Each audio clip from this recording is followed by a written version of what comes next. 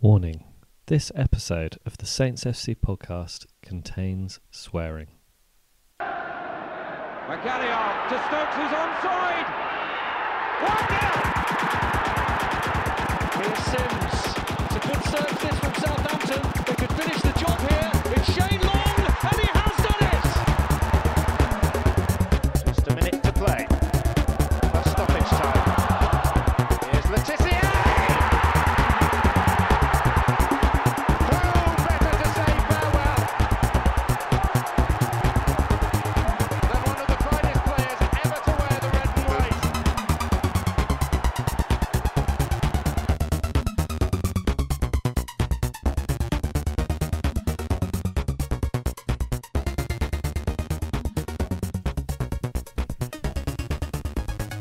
Hello and welcome to episode 61 of the Saints FC podcast, and I am pleased to say that we have invited the Pirate of St Mary's back onto the Saints FC podcast after his trip all the way to Sri Lanka, I believe. How are you, William? Is it good to be back? Yeah, I'm really good. I'm really tanned. Sorry to rub it into all you disgusting grey-skinned Englishmen, but yeah, I am. And women, of course, yes. You know, women can have grey skin as well.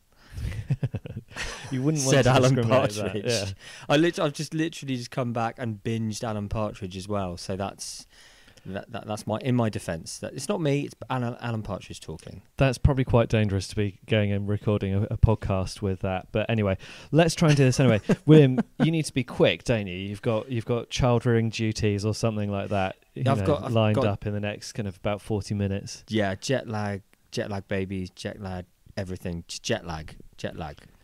So anyway, last time we had a Saints FC podcast, it was just before a run of 3 fixtures. And this time it's just after a run of 3 fixtures in which Saints have beaten Fulham 2-0 at home, lost 3 to Old Trafford, and beaten Spurs 2-1 at home. Should we start very quickly with the Fulham match? I mean, it's a little while back, but can you remember anything about it? What I can remember is probably being. Do you know what I think? Yeah, I was away, obviously, and that's a great place to be. Be away, and thinking about Southampton with the sun in your back. It's the only way to do it. I found out. I've learned the hard way. That's the way to follow Southampton, thousands of miles away, and. It was great because it was very much a do or die, wasn't it? It was in fact, I can actually remember thinking about this as I got off the plane at Colombo with 0 hours sleep on the plane and going, this is a huge match, but my jet lag is worse.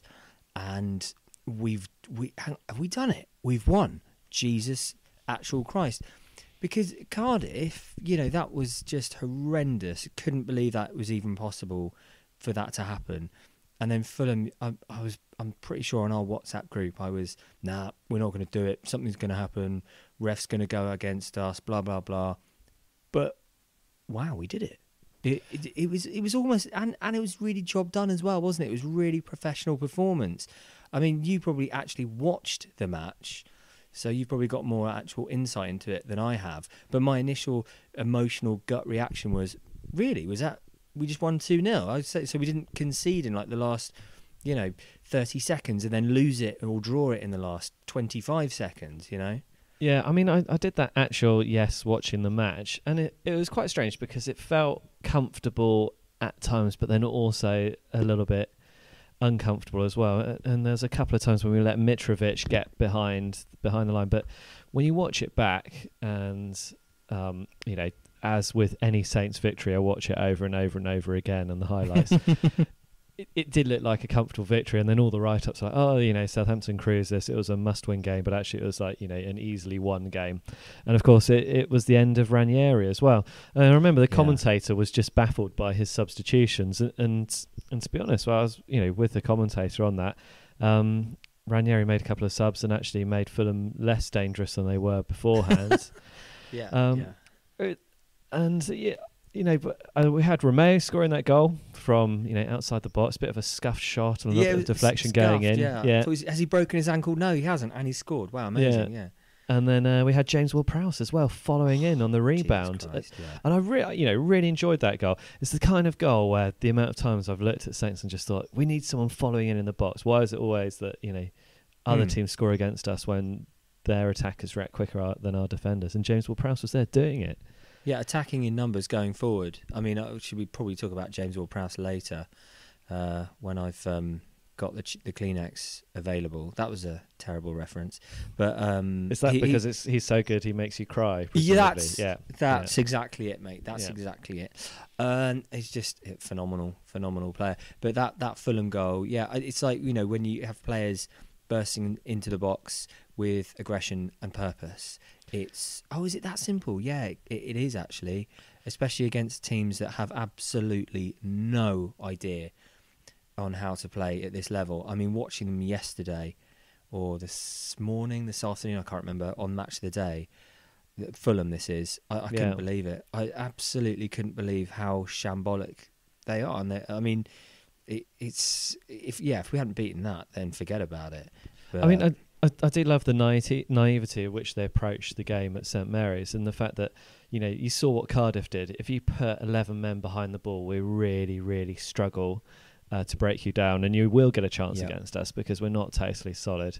And Fulham just, they took the possession, they attacked us, they committed men forward, and time and time again, Saints have really good attacks. On James Ward-Prowse as well. I mean, I think we could probably do a whole kind of like 5-hour episode on the James Ward-Prowse appreciation. But my favourite thing from that game wasn't necessarily the goal, but did you see that crunching challenge he did? Oh, yeah, absolutely. He just flew in, won the ball back, got the player out of the way.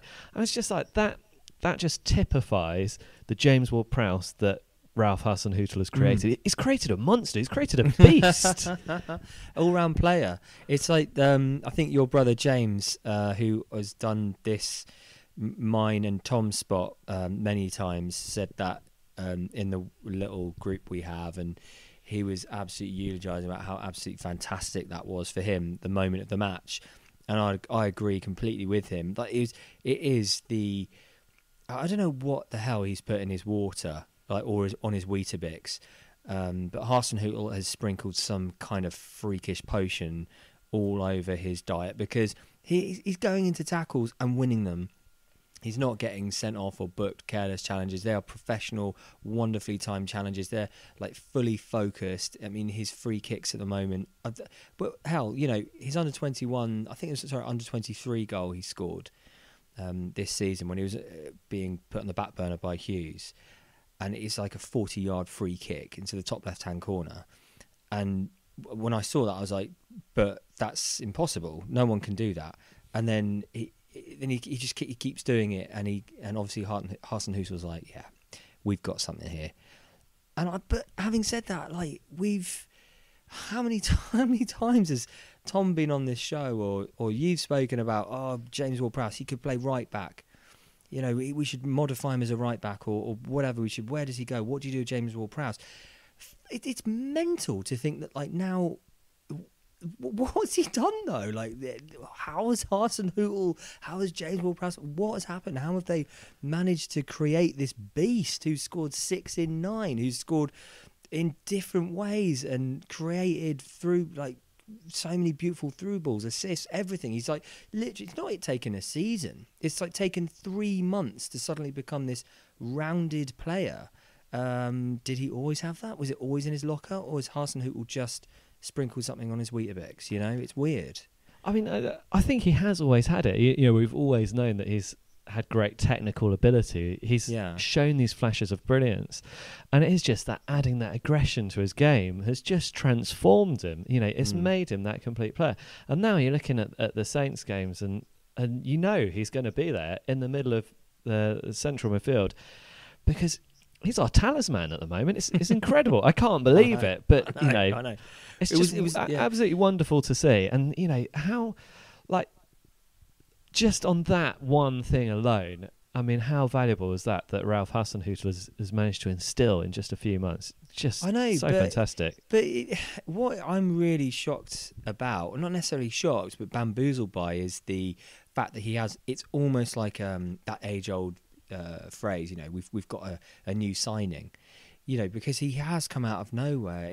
Like you said, he's got the technical ability. He's always had that. We've always known that. He's like under Gareth Southgate for the under-21s. He's always been able to perform, but it's the inconsistency, and he's played left, right, centre, wherever, all over the pitch, and it hasn't quite clicked.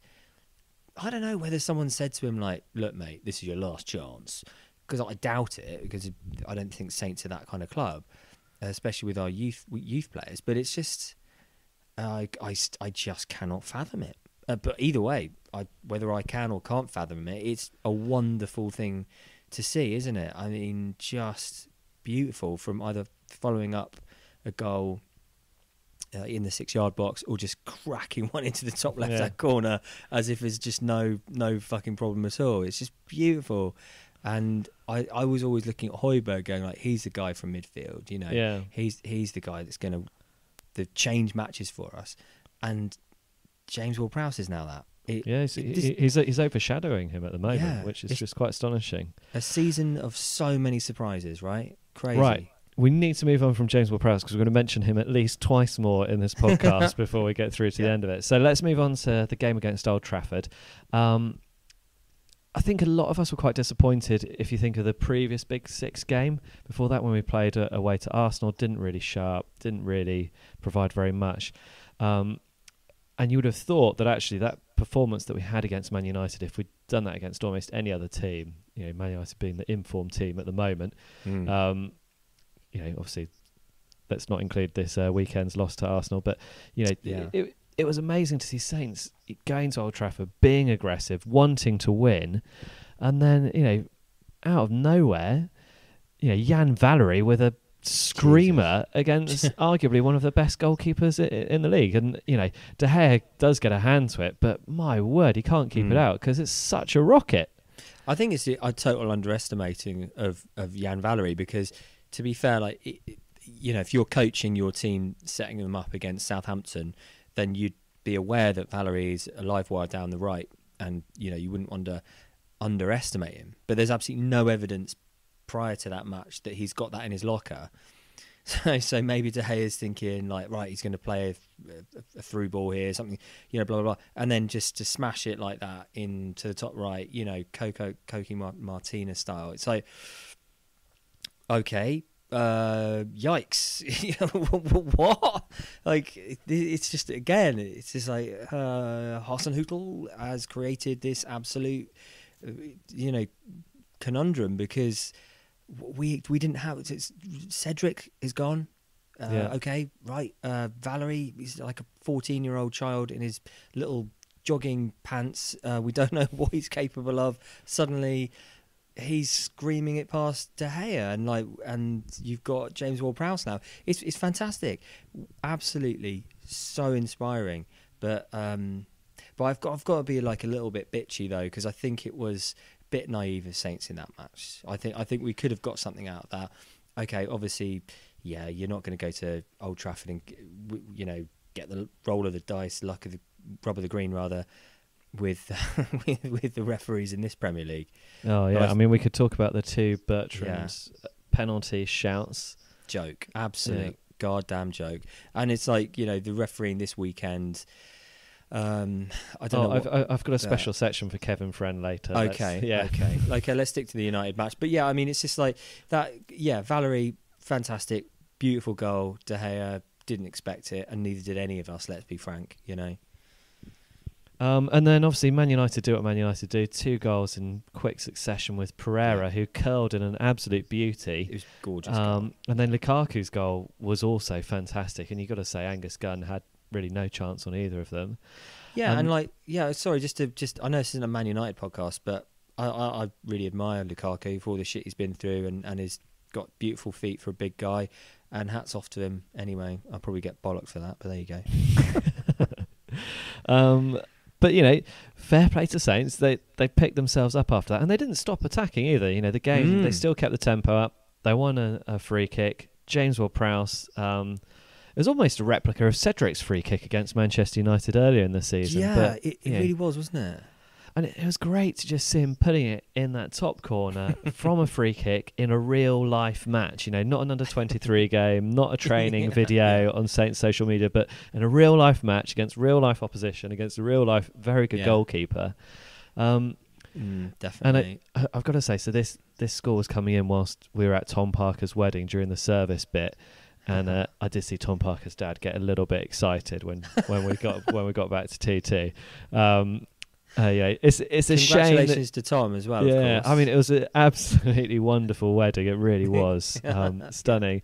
But with a few Saints fans in the audience, there were a few people kind of like occasionally glancing at their phones during the service, but didn't take away from the beautiful romance, and of course the excellent party and dinner that followed. And he's in Cambodia right now as well. So Cambodia and Vietnam. Yeah, that'll work our Cambodia and Vietnam stats. Hopefully, I'm hoping he's going to listen to this whilst he's on his honeymoon. I mean, what else is he going to be doing? You'll have one in Sri Lanka because I was out there listening as well. So there you go. Excellent. I need to get back on those, checking out those stats. So very upsetting that of course Lukaku gets the winner in the 88th minute. Surprise, surprise! Manchester United win a penalty. After we've not been given two. Although I think Stuart Armstrong was it's pretty silly there, wasn't he? Yeah. I mean, it's schoolboy, but I mean, like Stuart, I'm not going to give him shit for that. I think he's had an up and down season, but by and large, I think he's settling in well. And it's just enthusiasm, isn't it? And you can't give players too much stick. I mean, they're desperate. They're hanging on. They're looking for penalties. It's at Old Trafford. It's going to happen. And so, I mean, we come out of that game against Manchester United, and it's one of those things, isn't it? The newspapers, the pundits, they love it when a plucky underdog side comes and gives a really good game and scores really good goals, but the big side wins ultimately. And so, I think that's what pissed me off. Like, that's what really, really got under my skin, because it was the same scoreline against us when we lost in the League Cup. And I was in Southeast Asia for that when we lost 3-2 against United, and United, they are really our bogey team. They are literally, they are the team that we will always be a plucky team against, right? And never get shit against them, unless of course you count to the Koeman days, of course. But it's frustrating, and it pissed me off. I think that's why I said earlier that I was a bit angry, because we could have seen that game out. In fact, we could have got all 3 points because we were the better team through large periods of that match. But that's just me nitpicking. And I suppose because of the result today, we can look back and go, that's fine. It was Old Trafford. It was Man United. Forget about it. Yeah, and I think the way the Saints media team, the way the players, the way the manager kind of reacted to it as well, they all stuck with a very, very positive narrative. It was very much, we've gone to Old Trafford, we've done really well. We were very unlucky not to get the win. We scored some great goals. It was a really great game, and let's push on. And we had a bit of a kind of almost like the moral victors. I mean, I can't stand being the moral victors against Manchester United. I'd actually much rather be the victors every time. John, there's only so many times you can to do that. Do you know what I mean? There's only so many times you can go, we've played really well. We're really unlucky to come away. I don't know what impression I'm doing there, but I think it's just a generic sports fan impression. But yeah, there's only so many times you can go like, oh, it's fine, we're plucky underdogs. It's like, no, come on, let's be fucking serious here. When we were under Koeman, we were really an express train. We were methodical. We were professional. Going to Old Trafford, getting the results, and we really all thought we were like going in the right direction. And we've dramatically, let's not forget where we are. The wheels have dramatically fallen off. But under Hasenhuttl, it does feel like we're going in the right direction. And he's put his arm around a lot of players and said, you've done really well against Man United. And I think, yes, it's the same old plucky underdog crap, but it does seem like it's having an effect on the players, at least the way he's saying it in his lovely, deep, sexy Austrian way. Yeah, and also I think the other thing as well, thinking about players' confidence. Valery is going to be coming out of that game feeling confident. Ward-Prowse is going to be coming out of that game feeling confident. Angus Gunn, even though he's beaten 3 times, he saved a penalty from Pogba. That's the last thing he's done in the game. Yeah. And you can't really blame him for any of the 3 goals as well. So I think they're all coming out of that feeling confident. Absolutely. However, we get to the game against Spurs, and the first half, thinking about all of that confidence, how important the match was, knowing that like all the other teams around us, had winnable games, and most of them did win them. And we just started so poorly. I mean, the first 45 minutes against Spurs was atrocious. But we were very lucky, because Tottenham were equally as profligate in front of goal as we've been. And how many times have we been, I think Brighton would probably be the example, where we've been 2-0 up at half time and then just cruised the second half thinking it's absolutely fine, don't worry about it, and then paid the price. Tottenham, oh my God. But obviously, Saints, I don't know where we were at. I don't know. It's like you said, when you just said you finish the Man United match in the dressing room, blah, blah, blah, giving the boys a pat on the back, look what you're capable of, taking Man United right to the wire. Fast forward to the start of the Tottenham match at home, and it's like, oh, it doesn't matter. Don't worry, lads. You just play like we're on the beach here. It doesn't matter. No relegation fight at all.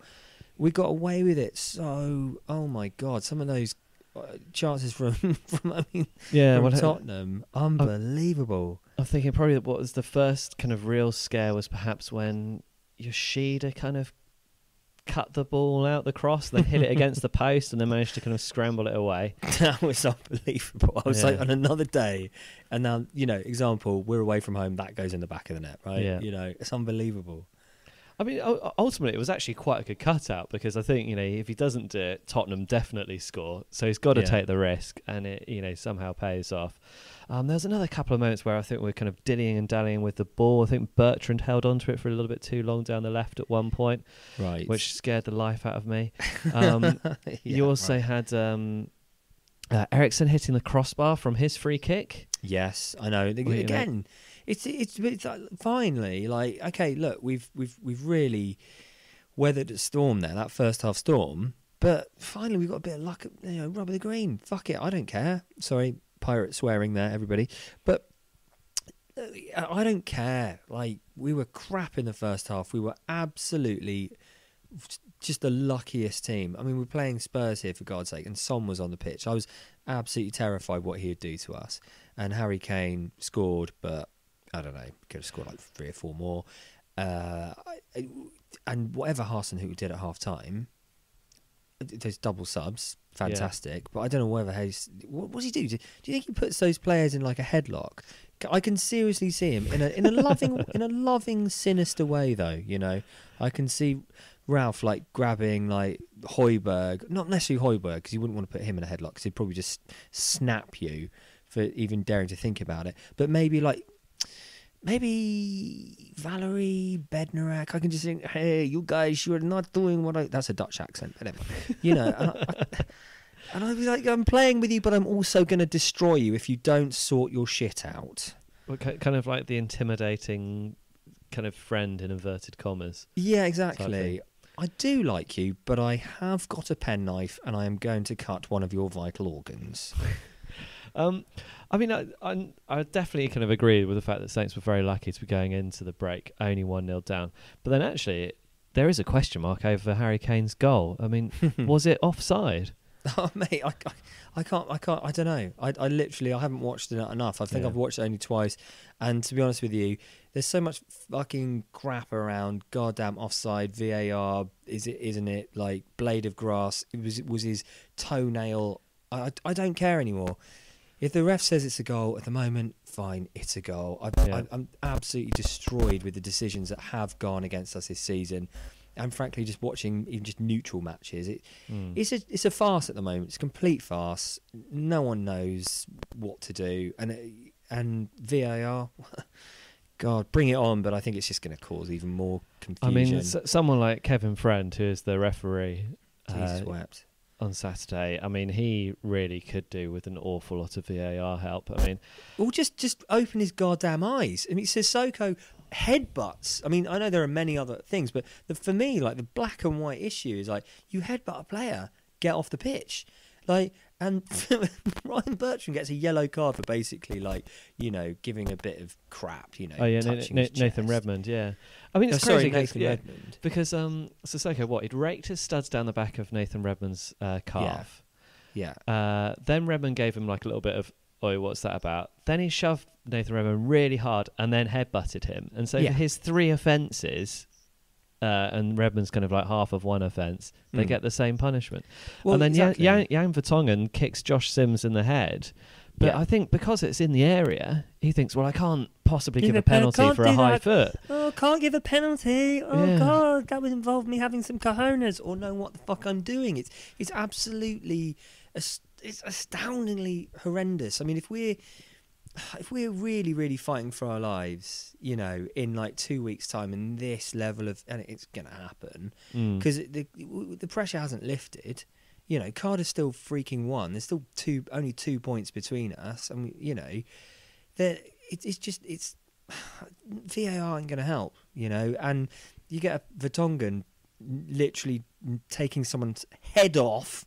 Look at the rule book. You know, it's so simple. It's that simple. And it drives me completely crazy up the wall. And refs are... Because I don't want to... You know, you look at lower league refs, right? And they get so much shit. It's disgusting. You know, and there is it ever a wonder why these poor little guys that want to get involved in the game... And then they're like, oh, okay, the abuse that I suffered today, Sunday League, I'm not going to do it again. Is it any wonder that we don't have a decent structure of referees coming through this country? No, of course it's not. So the rules should protect them, but they don't officiate properly because they don't follow the rules properly. So we're going to bring in VAR. Is that going to help anyone? Probably not, because it's still down to ego. Yeah. And it's yeah. Sorry, I'm ranting, but my point is that I don't really like refs. Yeah. William, let's do this. Let's move on. We've moved on from the first half. I'm sweating now. We've moved on from the referee's performance. We can put those both behind us, and now we can just focus on what was a pretty sensational 45 minutes from Southampton. Yeah, absolutely. You know, as you touched on it earlier, Ralph Hasenhuttl does some sort of incredible halftime team talk. He puts Josh Sims on. He puts on Shane Long. He takes off Oriol Romeo and Charlie Austin. And I think, you know, when you're putting on Sims and Long and taking off Romeo and Charlie Austin, that is saying one thing: speed in big block capital letters. And my word, what a difference it made. You know, just transformed Southampton. And, you know, Pochettino talked about his side being arrogant and not, you know, respecting Southampton and taking the foot off the gas. But I don't think that's what happened. I think Southampton came out of the blocks in the second half like a totally different team, and a team that is good enough to challenge, you know, the top 6 teams on their day. Yeah, absolutely. I mean, Josh Sims is the absolute difference. For those people that haven't really been following where he's been, what he's been up to, like outside of Saints, they're going to be like, who the hell's this guy? Gets his head up, like passes it forward. It's as simple as that. It's a sign of what's happened to James Ward-Prowse as well. It's just get your head up, pass it forward, job done. Really, is it that simple? Yeah, and it's my God, you just. But like I said earlier, you know, they scored 1 goal. It's not enough. You can't go. Any team like can turn it around. You know, we've had it done against us many times this season, and for once, we were the team that did the opposite. You know, we did it to them. Yeah, I mean, you only need a fortunate 5 minutes, isn't it? Right, but we're all fantastic. Like, there's so many fantastic players in the Premier League. They're all like they've all got there for a damn good reason. They're all high quality players. Saints have got some seriously amazing players in there. We just took our chances and just Hasenhuttl made. He's like goes in at 1-0 down. Right, we're still in this. It's not like we're 3-0 down. We could be, but we're not. These are the changes I'm going to bring in. I've got 2, 3, 4 players on the pitch that believe in what I'm doing, and we can totally do this, and we did. And it just blew my mind. I was like, I couldn't believe it. So I couldn't watch the game. I was listening to it on the radio, and listening to Dave Merrington. God, what a legend! Love that man so much.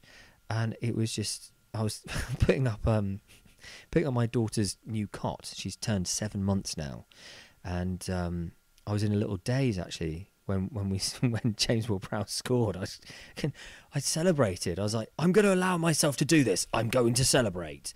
And you just thought we're going to do it as well, you know, because there was enough time on the clock to screw it up, but we completely stuck in there and we absolutely did the business. And Josh Sims, he's going to start, surely. He's got to start, you know.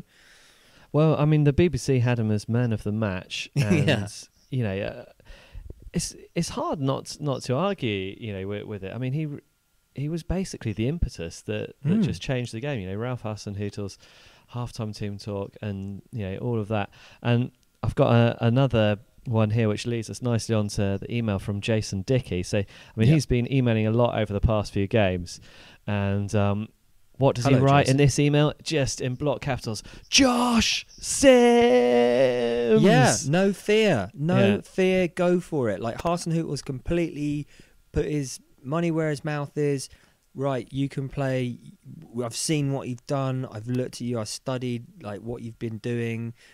Was it at Birmingham or Reading? I can't remember which. He was at Reading, but I mean, funny enough, like Ralph Hasenhuttl mentioned that, didn't he? He said, like, you know, Josh Sims, I gave him his chance. I didn't know what he could do. I needed to see him in a Premier League game because he hasn't had the chance to impress me because he was away at Reading. He didn't know what he could do. Yeah, and you know, wow. I mean, there's another player that suddenly you have in your squad, and yeah, I know. It's like a new signing. It's like, it's wonderful, and it's like, you know, we've all been screaming about it, haven't we? It's not like this new revelation. We have all, but like this time last year and all that, Sam Gallagher and all this kind of stuff. We all known about these players, even to a certain extent. James Ward-Prowse. It's just for some reason like he's instilled something within them. I don't know. So you can put your arm around a player, right, and you can go, "I believe in you. You can do this." And they all then have the capability of going out and doing it, but actually doing it turns out to be quite a different thing. And Christ almighty, what a difference.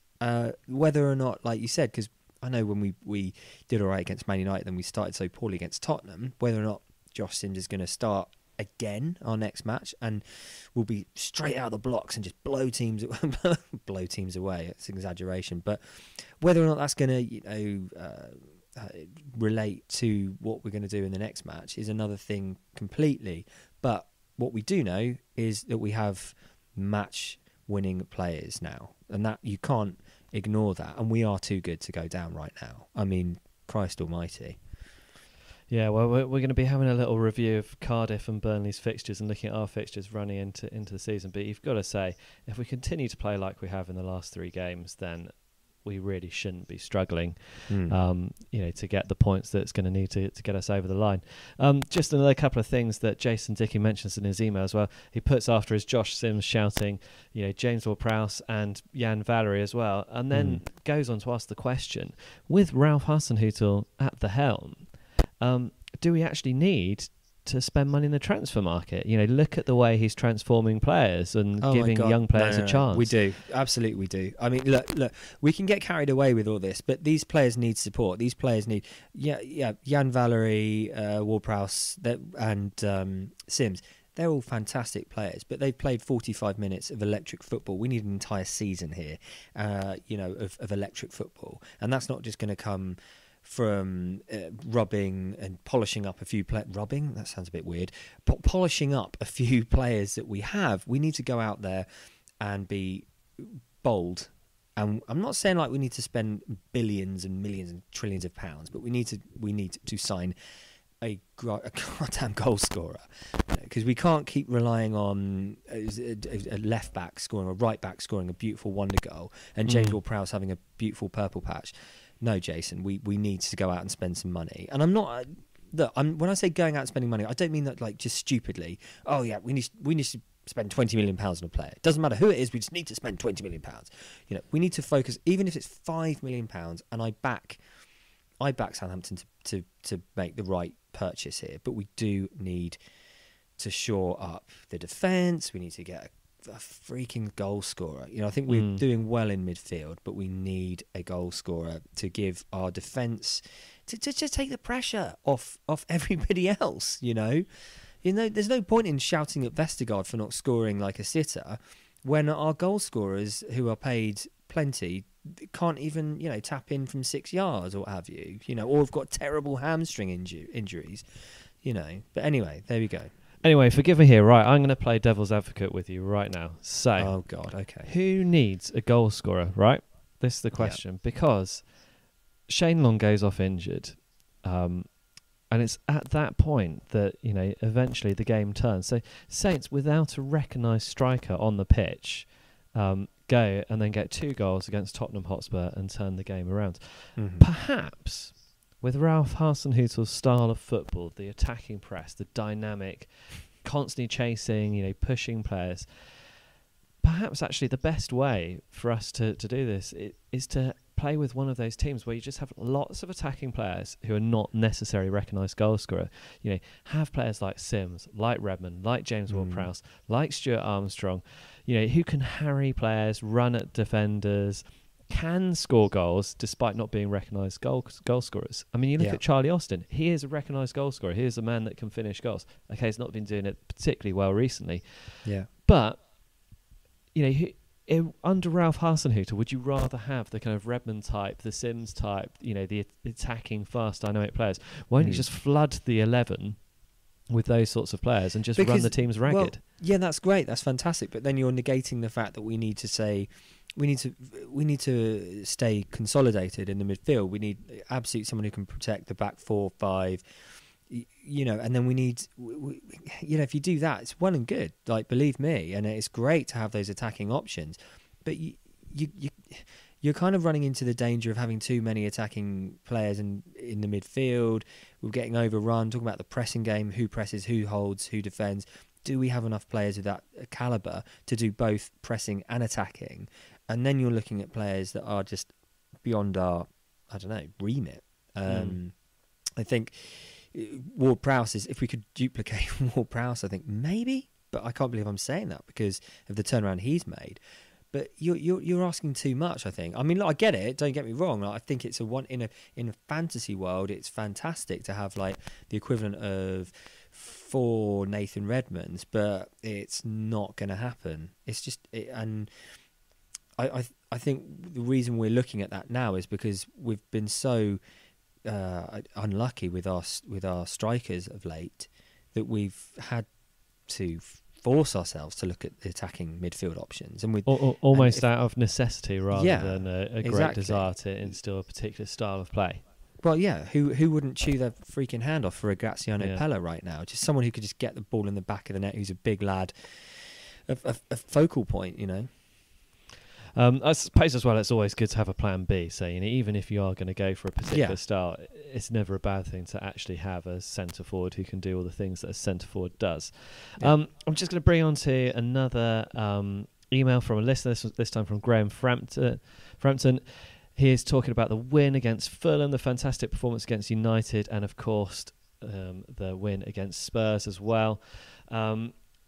Really impressed with the introduction of Sims and Armstrong in the game against Spurs, and thought those two, plus Prowse and Valery, really did the business, as they did against Manchester United as well.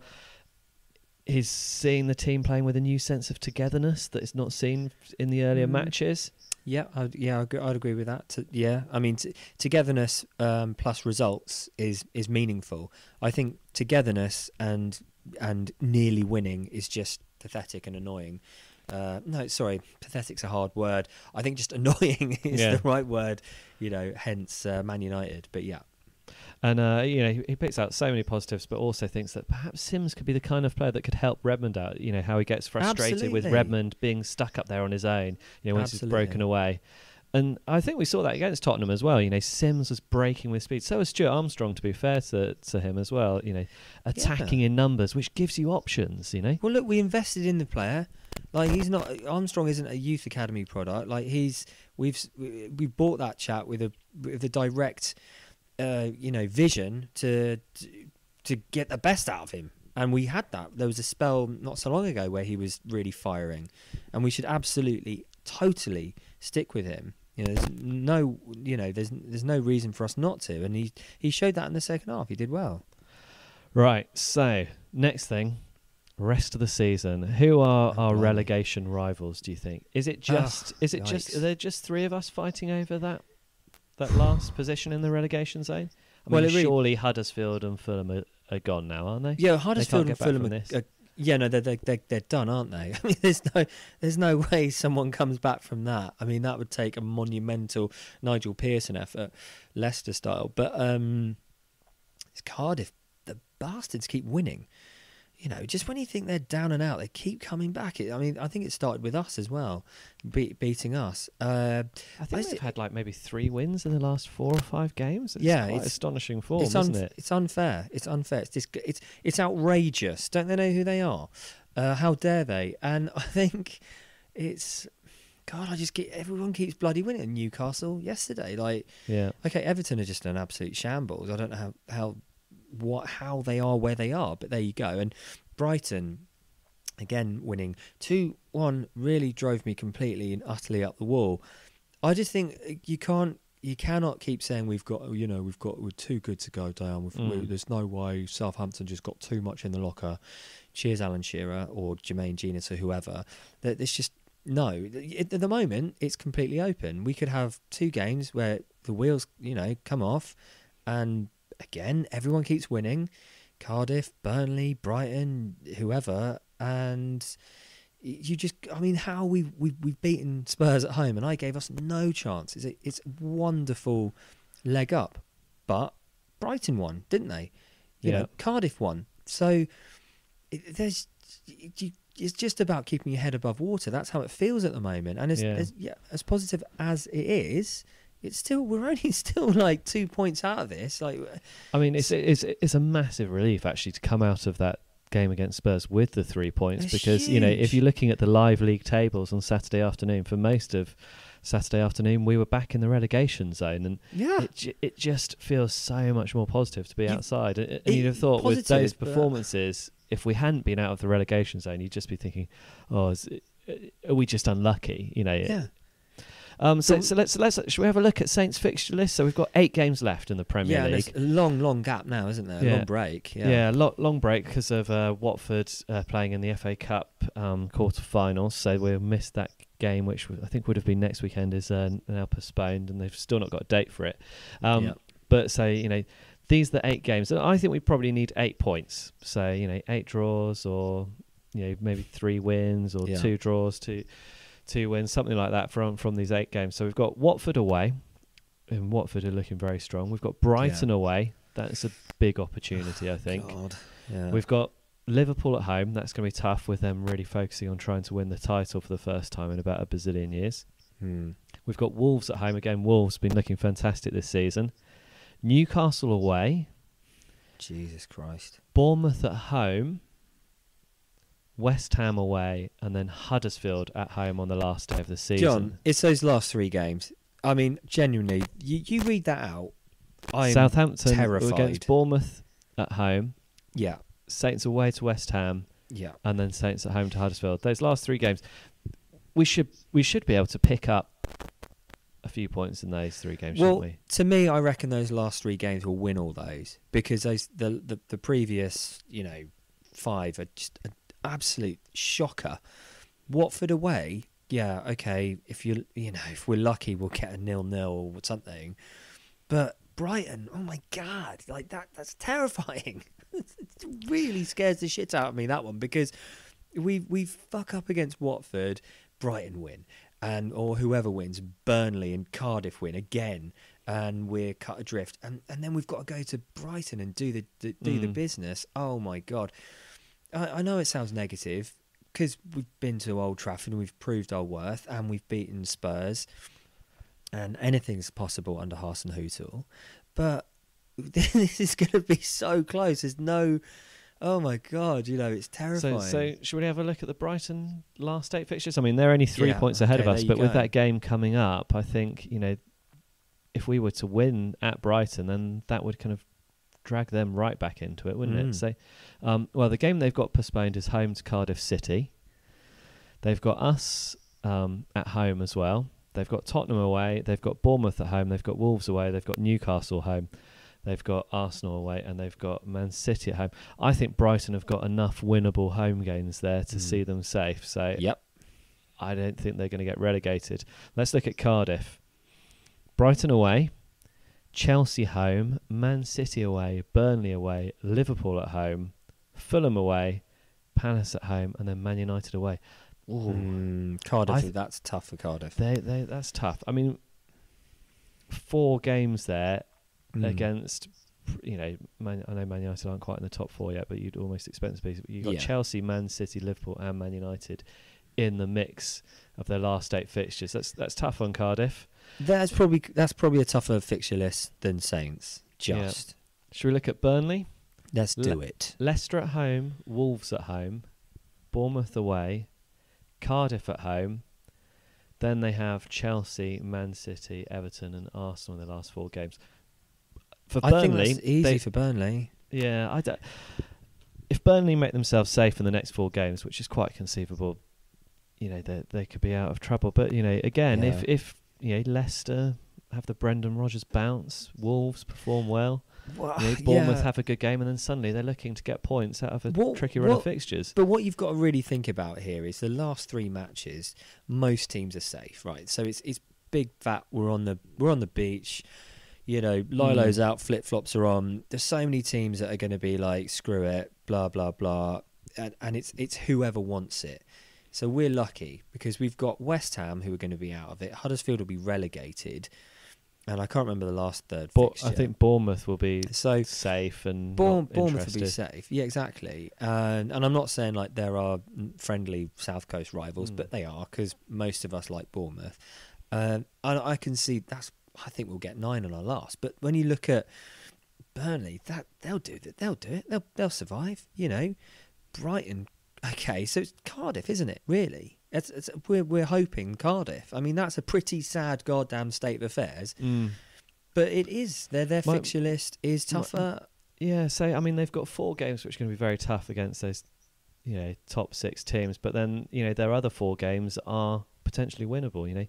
Brighton away, exactly. Burnley away. I mean, obviously Cardiff would love for those fixtures to be at home. And you never know what Cardiff are going to do. Fulham away at Craven Cottage, I'd expect Cardiff to win that, and I'd expect Cardiff to beat Palace at home as well. But this is the problem, is that you never know what Palace are going to do.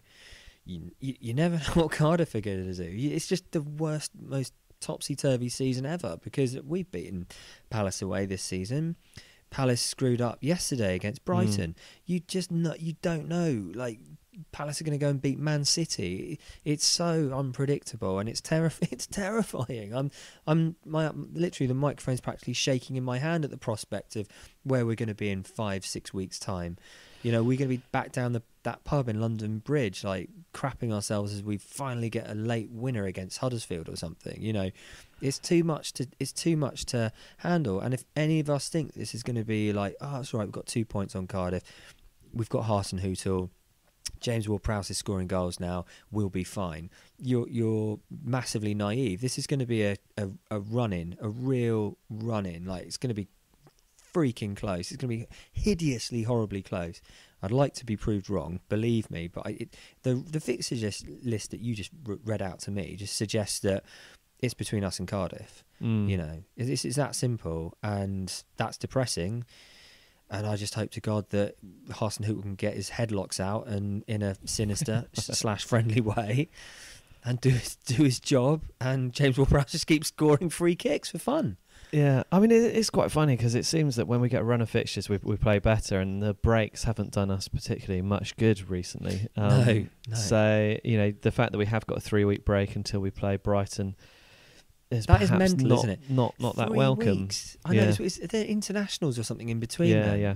Like, I fully expect James Ward-Prowse to be getting an England call-up, I think, after his form. I mean, what has it been? 6 goals in 9 games or 6 something? in 9, and there's no one really else that's sparkling like for me. And I think, like, blah, blah, blah, Sterling's doing a wonderful job. He's a completely different position. Like, other than that, you'd be like, who in midfield? Yeah.